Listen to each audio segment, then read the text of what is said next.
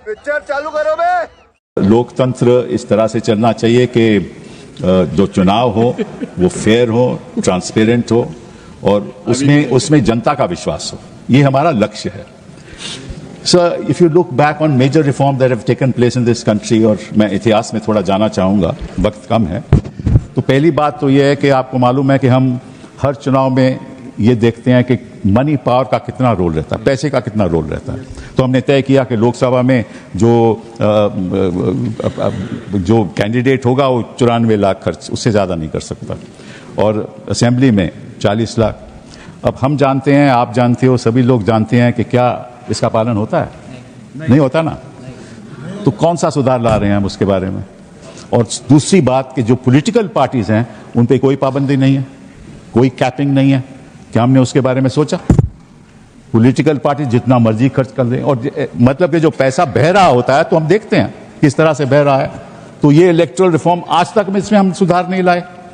दूसरा, हम बड़ा भारी सुधार जो लाए थे वो 10th शेड्यूल का था। आपको याद है कि आया राम गैर राम की प्रक्रिया चल रही थी और लोग पार्टी बदल के जाते थे दूसरी तरफ। तो हमने सोचा 1985 में कि 10th शेड्यूल लाया जाए, संशोधन किया जाए संविधान में। तो 1985 में 10th शेड्यूल लाया गया। वहां स्प्लिट की बात हुई और मर्जर की बात हुई। आज स्प्लिट कहां है? उसका भी लोगों ने दुरुपयोग किया, हम ही ने दुरुपयोग किया। मतलब कानून लाते हैं फिर उसको हथियार बनाते हैं। ये असलियत है, इस देश की असलियत है। 10th शेड्यूल को क्या हुआ, स्प्लिट को क्या हुआ, हमें उसको रद्द करना पड़ा। फिर केवल मर्जर की बात आई। मर्जर कोई पार्टी, आज की पार्टी कोई मर्जर नहीं करती। स्प्लिट के द्वारा ही सरकारें बदली जाती हैं। तो कहां सुधार हो रहा है? जो भी कानून आता है उसका हम खुद लोग उल्लंघन करते हैं। फिर आपको याद होगा 2017-18 में एक फाइनेंस बिल आया, मेरे दोस्त अरुण जेटली थी वहीं बैठे थे, और उन्होंने इंट्रोड्यूस किया और उन्होंने कहा जो पुराना जो फाइनेंस बिल के जो संशोधन कर रहे थे कंपनीज एक्ट में, क्या संशोधन था? पहले था कि कोई कंपनी जो 3 साल की उसकी काम नहीं है तो वो कोई कंट्रीब्यूशन नहीं दे सकती। उन्होंने उसको चेंज कर दिया। आप कंपनी आज इनकॉर्पोरेट करो, कल आप कंट्रीब्यूशन दे सकते हो। फिर दूसरा था कि जब तक वो 7.5% प्रॉफिट्स, नेट प्रॉफिट से ज्यादा नहीं कंट्रीब्यूट कर सकती, उसको रद्द कर दिया। आप जितना मर्जी कंट्रीब्यूट कर सके। तो मतलब कि आप सुधार तो लाते हैं लेकिन उसी का दुरुपयोग करते हैं। फिर साथ साथ में यह भी हुआ कि उसका नतीजा यह हुआ कि 6,000 करोड़ एक पार्टी को चले गया। एक ही पार्टी को 6,000 करोड़ मिला। नहीं, तो एक minute, just I am not saying anything. I am not saying anything, sir. I am just trying to. I am not. See, so वो क्या हुआ? उसका नतीजा क्या हुआ कि कोई भी पार्टी कितना भी पैसा दे दे, साथ में जब फंड देना पड़ता था तो रेजोल्यूशन होता था बोर्ड का कि किस पार्टी को फंड दे रहे हो, वो भी रद्द कर दिया। सो अभी किसी पार्टी को फंड दो, नाम नहीं, इलेक्टोरल बॉन्ड, वो खत्म हो गया। सुप्रीम कोर्ट ने कह दिया कि यह संवैधानिक था। तो जो मेजर जो सुधार लाए हो उसका तो आप उल्लंघन करते हो। तो one nation one election, one nation one party, one election one outcome, ऐसा नहीं होना चाहिए सर। बहुत बहुत धन्यवाद। जब मोदी जी की सरकार आई तो हमने क्या किया कि जो पॉलिटिकल पार्टीज को कैश डोनेशन मिलता था उसे 20,000 से घटाकर 2,000 किया और सिलेक्टेड उनके ऊपर वीवीपैट की व्यवस्था सुनिश्चित कराई। और मैं ये भी याद दिलाना चाहता हूं, एक पार्टी जो अपने आप को बहुत ईमानदार कहते थे, वो 20,000 की चाय पिलाते थे। अब मुझे लगता है सदन और देश को समझना चाहिए 20,000 की चाय क्यों पिलाते थे, क्योंकि 20,000 तक कैश लेने पर आपको सोर्स नहीं देना पड़ता था। पर मोदी जी ने आकर, उन्हें चाय पिलाने वाले ने आकर उसे 2,000 कर दिया है। तो अब उनकी चाय बड़ी महंगी हो गई है, भले ही 20,000 से 2,000 पे आ गए। और इसलिए वो दौर था जिस जमाने में इलेक्टोरल बॉन्ड नहीं थे। आज इलेक्टोरल बॉन्ड के लिए कहे जो भी कहें, आज न्यायालय ने चाहा तो पता तो लग गया। क्या 2014 से पहले जहाज नहीं उड़ते थे, खर्चे नहीं होते थे? आज न्यायालय चाहे भी तो उसको पता नहीं लगा सकता। कम से कम यह पारदर्शी व्यवस्था हमारी सरकार ने आके की। और इन लोगों की सरकार कब रहती थी सभापति महोदय, जिस जमाने में, और मैं ये भी कहना चाहूंगा, इनकी सरकार कब रहती थी और हमारी सरकार कब है? सर, जब से वोटर आईडी कार्ड आ गए कांग्रेस की सरकार आना बंद, सीसीटीवी आ गए कांग्रेस की सरकार आना बंद, जब से स्वतंत्र जुडिशरी हो गई कांग्रेस सरकार आना बंद, स्वतंत्र मीडिया आ गई कांग्रेस को स्पष्ट बहुमत मिलना बंद, और तो और सर जब से साक्षरता दर 50% हो गई बहुमत मिलना बंद।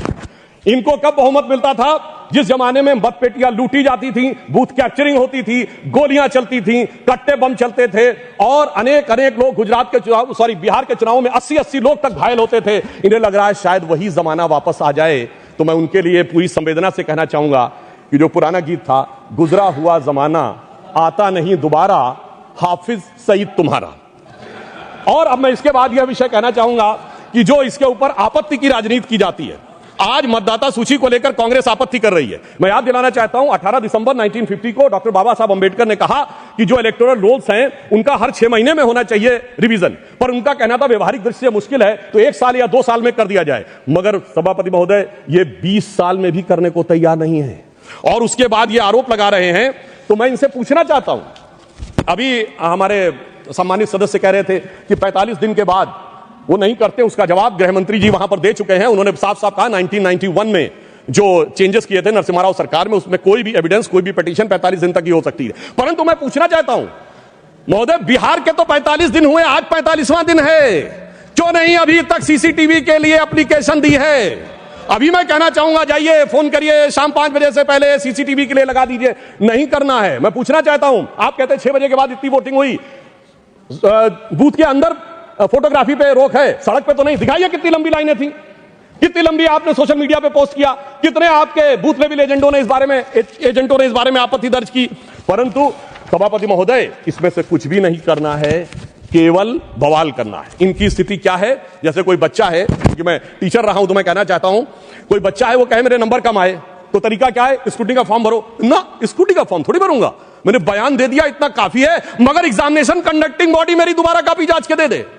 चलिए मैं दूसरा उदाहरण देता हूं। क्रिकेट का मैच हो रहा है और टीम को लगा कि बैट्समैन आउट था, अंपायर ने नॉट आउट दिया, तो क्या है?